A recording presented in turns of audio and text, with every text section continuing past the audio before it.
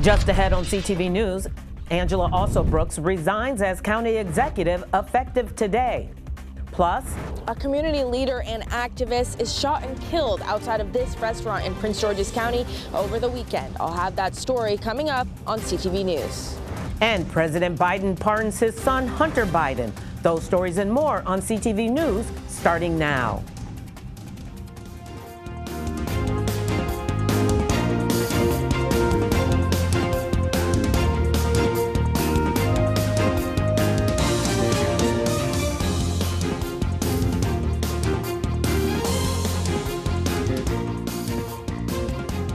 Good evening. This is CTV News for December 2nd. I'm Michaela Newton. Thanks so much for joining us. Well, our top story tonight, after weeks of speculation, Angela Alsobrooks decides to resign from her role as county executive, effective at 10 this morning. Now, the county's chief administrative officer will now lead the county, and CTV's Katira Jones is in the studio with more on this developing story. Katira, what can you tell us? That's right, Michaela. Angela Alsobrooks has officially resigned from her post as county executive of Prince George's County. Now, this comes at a pivotal time as Alsobrooks prepares to head to Congress as Maryland's next U.S. Senator this January. She also had a deadline of noon today to make her decision. If she had waited after December 2nd to resign, it will be up to the county council to determine her replacement. In a statement, Alsobrooks says, quote, "Serving the residents of this county has been the honor of my lifetime, and I am deeply proud of all we have accomplished together." So who will lead the county now? Well, that job will go to county's Chief Administrative Officer, Tara Jackson, who will serve as acting county executive. Jackson is no stranger to county government. Before serving as CAO of the county, she was the Deputy Chief Administrative Officer for Government Operations. With Alsobrooks out, the county will now have to hold a special election in 2025. There are several notable names who are expected to run in this upcoming special election, which include current State's Attorney Aisha Brayboy, County Council Chair Jolene Ivey, and County Council at-large member Calvin Hawkins. Now, no word yet on when the date of that special election will be. And back to you, Michaela, at the anchor desk. All right, Katira, thanks so much. Meanwhile, Governor Wes Moore put out a statement on Alsobrooks' resignation saying, quote, "Angela worked tirelessly to make Prince George's County a safer, stronger place to call home. We're deeply grateful for her effort and for the results she achieved." Alsobrooks is set to be sworn into the U.S. Senate on January 3rd of next year. Meanwhile, a mentor for young people struggling with mental health and an advocate against gun violence is shot and killed in Prince George's County just days after Thanksgiving. Our Mariah Jalad brings us more from Largo. Yes, Michaela, across the county, people are asking why. Why was community leader Cornelius McDonald shot and killed outside of Jasper's restaurant in the early hours of Saturday morning? Described as a pillar of the community and a beacon of hope, McDonald was the founder of a nonprofit bringing attention to youth mental health challenges called Stay Solid in Southeast D.C. Now, the same community he served is trying to piece together the moments that led to his killing. Prince George's police say they are working to identify and arrest the suspect that shot McDonald before fleeing the scene. And detectives are investigating whether McDonald was in an argument with the suspect before the shooting. This all happened at around 12:45 in the morning this last Saturday. McDonald's community work also included efforts to combat gun violence. He was 33 years old. From Largo, I'm Mariah Jalad, CTV News. All right, Mariah, thanks so much. And the investigation into this case is underway now, and detectives are asking anyone with information to call the homicide unit at 301-516-2512. And an update to a shooting we covered last week. Prince George's police arrested 31-year-old Darius Jackson of Oxon Hill in a connection to a shooting in Laurel. Now, it happened just after 9 p.m. Tuesday on Silver Birch Lane. When police arrived, they found 58-year-old Jerome Stocks, a supervisor with Prince George's County Public Schools, lying on the ground with gunshot wounds. Stocks was pronounced dead at the scene, and investigators are still working to figure out what led to the shooting. Now, back in April, a senior skip day shooting injured 5 teens in a Greenbelt park. Today, one of the 2 teens accused in that incident has been acquitted. Now, defense attorney Tom Mooney said in a statement that his 16-year-old client has been spending, quote, more than 6 months in detention for a crime he did not commit. Mooney later went on to say that due to his client's immediate identification after the incident, it promoted authorities to build a case around him rather than pursuing other potential suspects and leads. The other accused shooter, a 14-year-old, is scheduled for trial in December. And you're watching CTV News. I'm Michaela Newton. Still to come, TSA experienced record numbers over the holiday weekend. Find out how many flew the friendly skies after the break.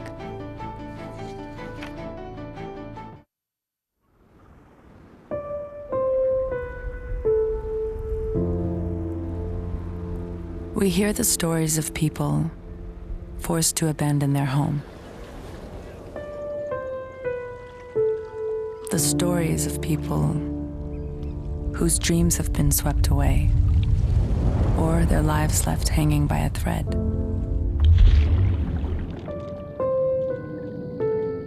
Or whose worlds have been blasted apart.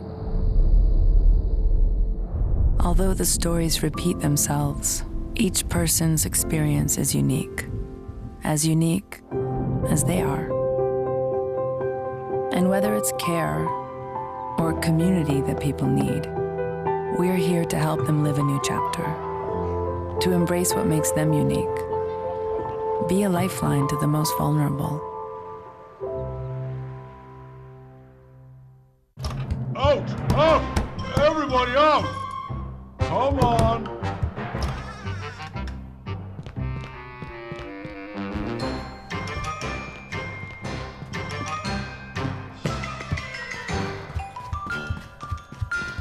Good job. Under 2 minutes. Keep your loved ones safe from home fires. Practice a 2-minute drill until it's part of your routine. And test your smoke alarms monthly. In America, millions of families are facing hunger. After rent and power, I can get groceries. It's sad to say food comes last. Anna from Texas. The Feeding America network of food banks helps provide over 6 billion meals to people in need each year. Together, we can end hunger. Learn more at feedingamerica.org. Welcome back. After promising not to, President Joe Biden pardons his son, Hunter Biden. The move spares Hunter of a possible prison sentence for federal gun and tax convictions. Now, the president has previously said that he would not pardon or commute his sentence after convictions in the 2 cases in Delaware and California. Now, several GOP lawmakers say they were shocked by the move. CTV talked with county residents to get their take. I have an issue with is that he said he wouldn't do it over and over and over, and then, you know, I guess we can understand because it's his son, so we have a little bit of compassion for that, you know. My thoughts is just like with politics, nothing really surprises me anymore, you know, so that's just how it is. I guess I'm kind of numb with everything that happened recently. Well, my thoughts are if they're going to pardon his son, there are a whole lot of other sons that could have been pardoned as well. And he did not do that, so he's just looking out for his own son. And in a statement released last night, Biden said, quote, "I believe in the justice system, but as I have wrestled with this, I also believe raw politics has infected this process, and it led to a miscarriage of justice." And it was a record-breaking Thanksgiving traveling season, according to the Transportation Security Administration. TSA says its agents screened more than 3 million travelers yesterday, breaking the previous record by about 74,000. Now, the previous record was set on July 7th, the Sunday after July 4th. Now, hundreds of thousands of travelers were delayed or had flight cancellations, with the largest number of delays at Atlanta's Hartsfield-Jackson and Chicago's O'Hare airports. The cause was due to a wintry weather mix in the Midwest. And we now know the name of the man who was fatally shot in Lanham last week. The victim has been identified as 27-year-old Armando Cousin Stout. Police were called to Annapolis Road on November 28th around 11:30 a.m. Officers found Cousin Stout in a parking lot suffering from gunshot wounds, and he was pronounced dead on the scene. Now, a $25,000 reward has been offered to anyone or any information that leads to an arrest and indictment in this case. And a Clinton man was indicted on 7 charges alleging he traveled internationally to engage in sexual conduct with a minor.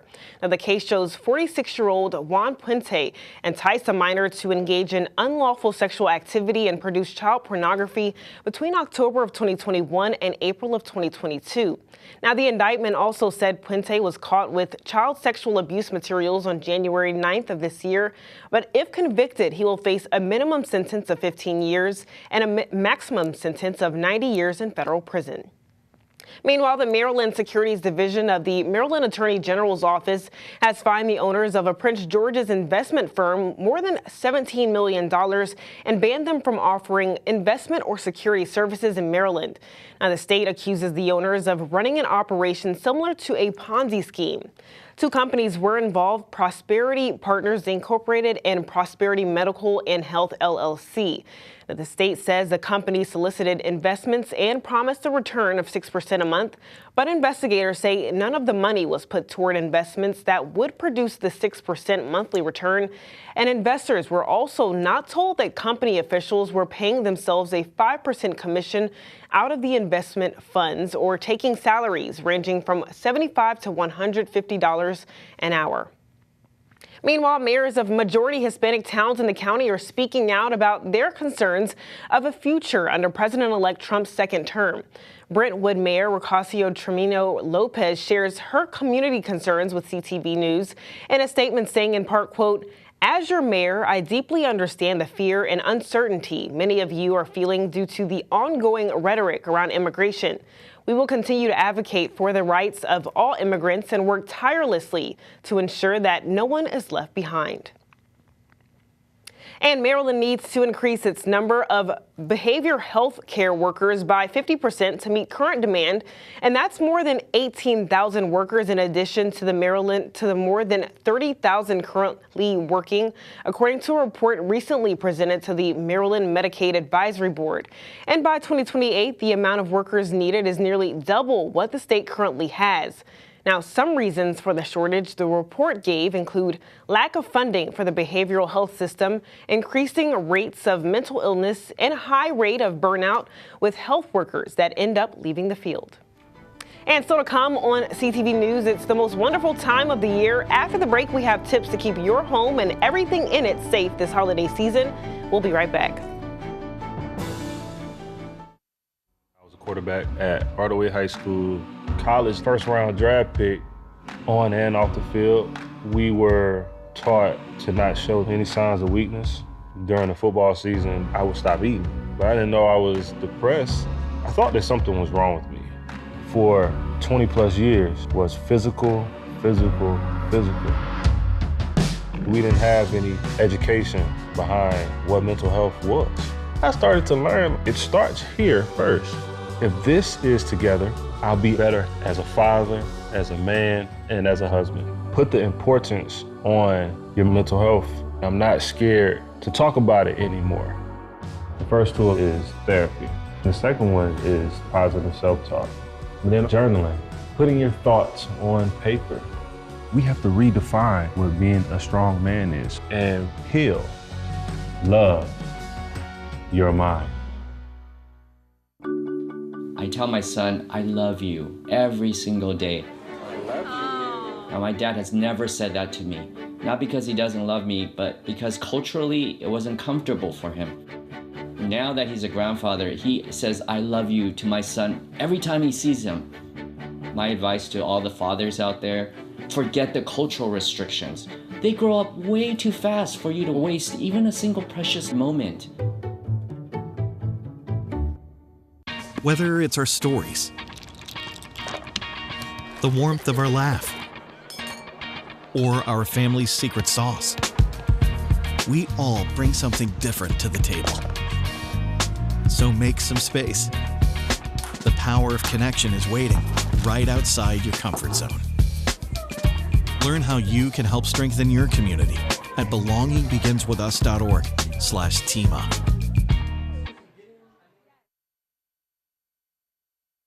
The U.S. Census Bureau, along with several states, is starting to collect more detailed information about Americans' race and ethnicity. Now, supporters of this change say it will allow people to identify in ways that better reflect how they see themselves. This process, known as data disaggregation, breaks down broad racial and ethnic categories to help uncover disparities in areas like housing and health that might get lost in larger groups. However, some experts caution that this extra detail could make it harder for Black people from multiracial backgrounds to identify themselves. And Christmas time is usually a season filled with joy, but certain Christmas items can become a fire hazard for households. Now, as temperatures continue to drop, items like space heaters and Christmas trees could cause potential house fires. CTV spoke with the Prince George's Fire Department about how residents can stay safe this holiday. In the winter months, a really big one is space heaters. People use space heaters for supplementary heat. It's not a bad thing, but you need to use them carefully. Old space heaters are dangerous space heaters. The new ones have a balancer inside of them. If you knock them over, they cut out. They also have a recessed heating element. So the new ones, they're not perfect, but they're much safer than the old ones. Even with the new ones, make sure you have 3 feet all the way around it, just in case something gets knocked over, something comes in contact with it. If it stays in contact for an extended period of time, it will start to melt. It will catch on fire. Aside from that, Christmas trees. A natural Christmas tree, it's a beautiful thing, not knocking it, but you have to keep them wet. All right, they have a bowl on the bottom that you fill with water. That's for the tree. It's not for the dog, it's not for the cat, it's not for the kids to play in. Please make sure you keep them wet. Those trees, when they become dry, they go up like a torch. A dry tree is a very dangerous tree. So please, please, please keep them wet. And CTV will have more on holiday fire safety throughout the holiday season. Well, this year's Black Friday saw more shoppers choosing to get their holiday gifts online rather than going to the store, but that would not slow down holiday spending. A record-breaking weekend of shopping reached almost $11 billion in online revenue from Black Friday, according to Adobe Analytics, doubling what consumers spent in 2017 and a 10% increase from last year. Now, store traffic fell 8% from last year as online shoppers averaged $11.3 million spent between the hours of 10 a.m. and 2 p.m. And if you missed out on Black Friday, it's not too late to find out what you're looking for because today is Cyber Monday. Maryland Attorney General Anthony Brown wants us to enjoy the holiday deals, but to also be mindful of scams.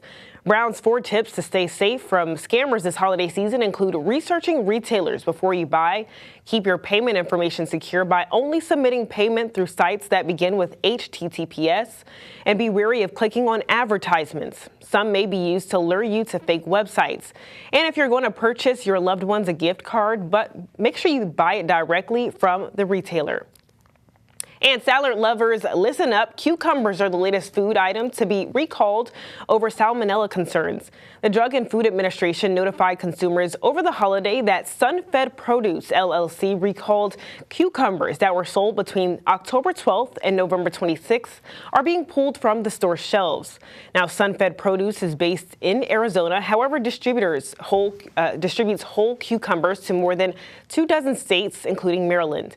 And anyone who thinks that they may have bought the recalled cucumbers or have questions can call the Sunfed hotline at 888-542-5849. And our Simon Buggs is here with our Monday sports page. Simon? That's right, Michaela. There was tons of good action on the gridiron that took place over the weekend.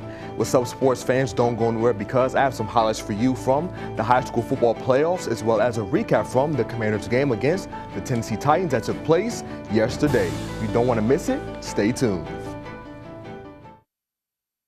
Innovation transforms the world, moving us forward not just in steps, but in leaps and bounds.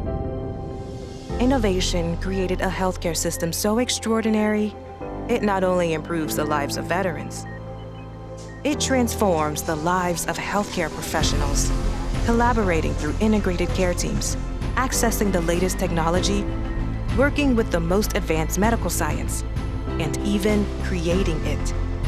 Like discovering new ways to integrate technology with the human body. It's a unique culture of transformation that leads to solutions that best serve our veterans. The Department of Veterans Affairs, where innovation ensures those who served our nation are served by the very best. See how a career at VA can transform your future. This is where Leah learned to dribble, where James first picked up a brush, where Bella made meal kits for neighbors in need. This school year, many YMCAs are transforming some of their spaces for virtual learning, dedicating staff and even providing meals. So now, this is also where they will master long division, study photosynthesis, and learn when they need support, the Y is there for them. The Y, forever learning for a better us. A lot of my best memories of the holidays are centered around my grandmother. My grandmother's sweet potato pie, it just felt like a hug. I remember every time we'd come to her house, once you open that door, like it just hits you. And you're like, okay, the pies are ready, it's time. Food is a source of comfort. Food really helps bring people together.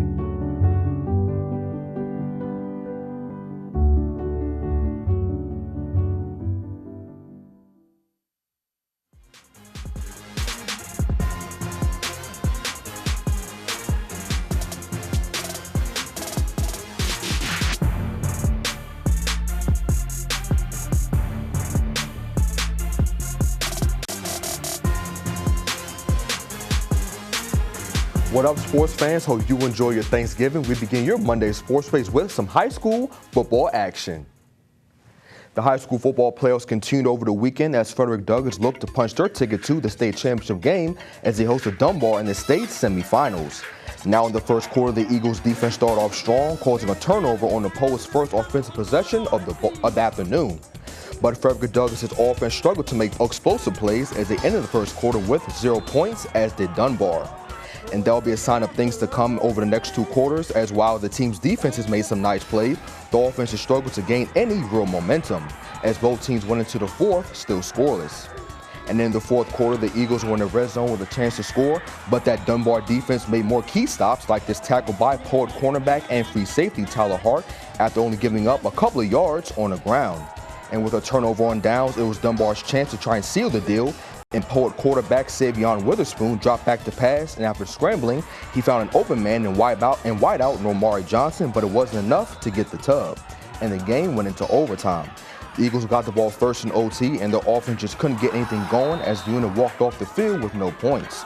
Soon after, Dunbar's offense took the field, and on the first play of the drive, Poet rusher Corday James was able to get his team their first touchdown of the afternoon.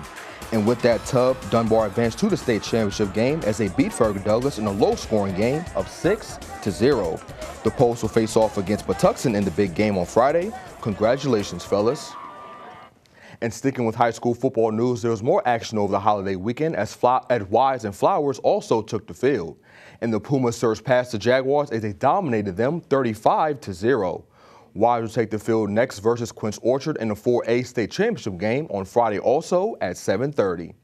Meanwhile, it's Victory Monday Commanders fans as the team took the field against the Tennessee Titans yesterday afternoon. And the Titans will be taking an L with them back to Nashville as Washington routed them 42-19. The Commanders were struggling coming into yesterday's game as they were on a 3-game losing streak. And with this being the team's last game before the bye week, Commanders players touched on how vital this win was. Great one to go off on.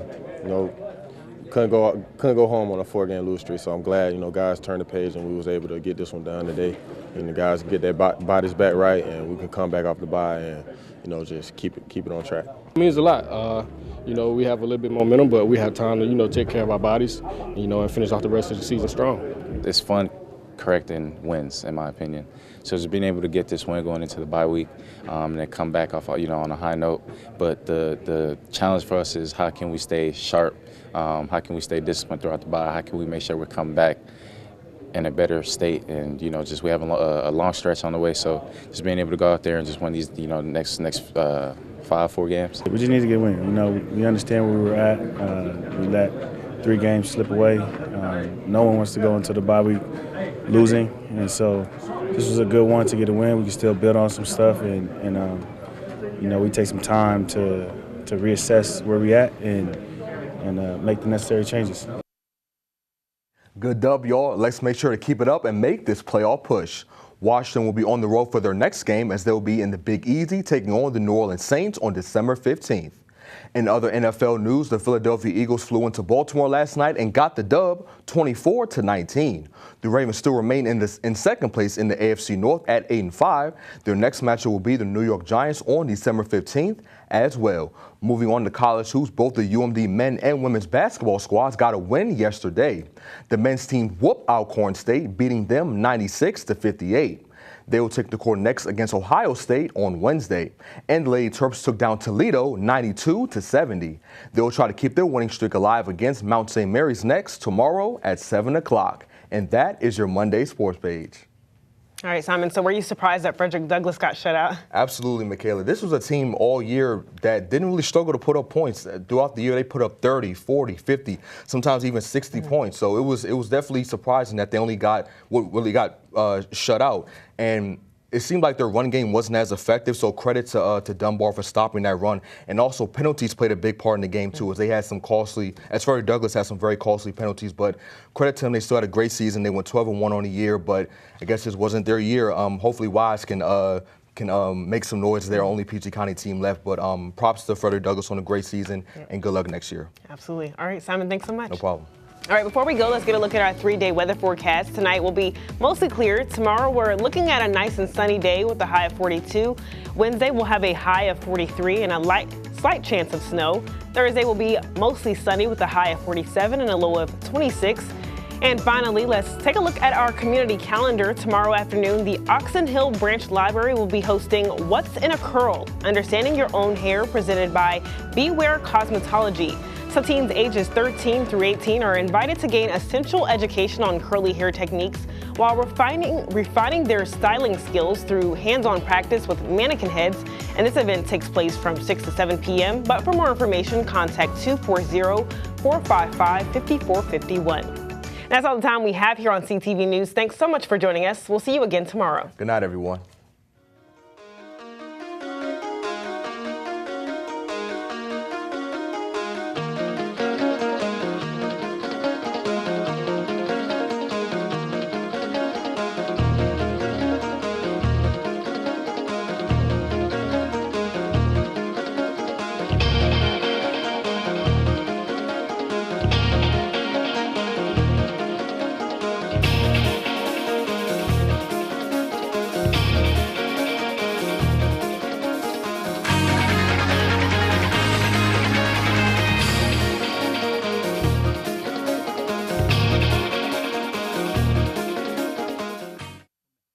I usually love plot twists, but this year I'm comparing my options during Medicare open enrollment. You don't want any surprises. You can't assume your current health or drug plan is the best one for you. And make sure your prescriptions are covered. That's important. And save some money. Paperbacks and saving bucks? I like that.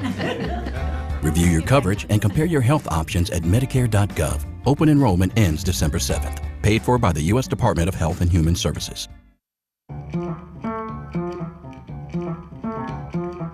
This is the story of the American Cancer Society.